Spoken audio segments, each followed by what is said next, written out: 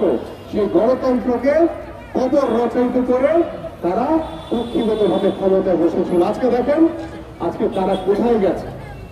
আজকে তাদের যে দাম্ভিকতা, তাদের যে অহংকার মাটিতে মিশে গেছে। বাংলাদেশে আর কোন স্বৈরাচার আমরা দেখতে চাই না। বাংলাদেশে কোন স্বৈরাচারের স্থান হবে না ইনশাআল্লাহ। আপনাদের সকলকে ঐক্যবদ্ধ থাকতে হবে, সুসংগঠিত থাকতে হবে এবং আপনাদেরকে সতর্ক থাকতে হবে। কারণ ওই স্বৈরাচাররা কিন্তু আপনাদেরকে ব্যবহার করে বিভিন্ন ভাবে অনুপ্রবেশ করার চেষ্টা করছে।